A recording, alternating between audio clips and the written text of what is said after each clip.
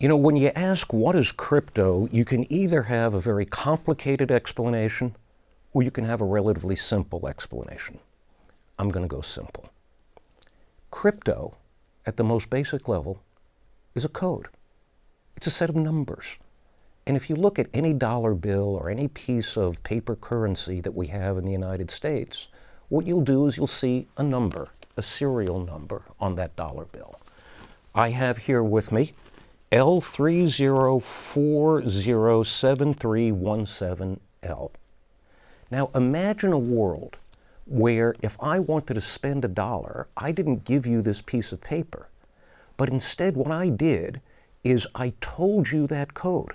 I just go up to you and I say to you, L30407317L, the value of the dollar then goes to you and the number then changes.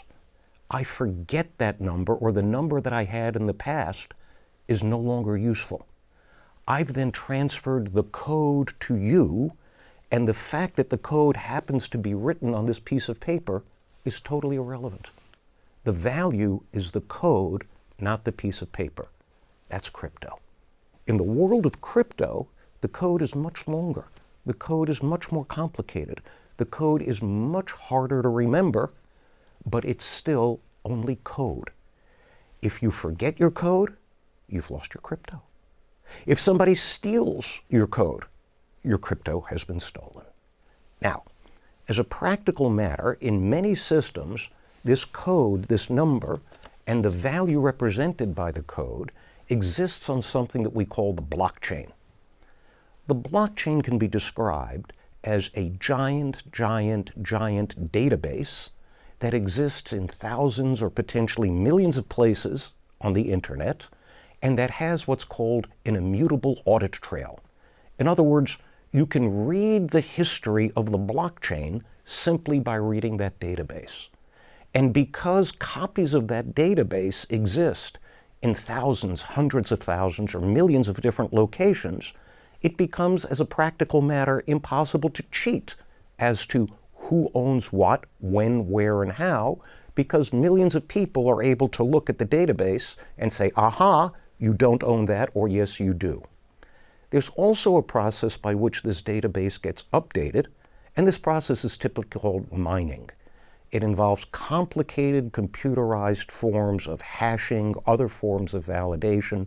The mathematics can get extraordinarily complicated. But what it boils down to as a practical matter is there are a bunch of specialist computers that wind up looking at changes to the blockchain and then validating the fact that that change actually has occurred, and some token or some value or some crypto, whatever it is, has moved from one place on the blockchain to another. In order to make changes on the blockchain, you typically need to validate the fact that some crypto has moved from one location to another. That process is often done with the intervention of miners.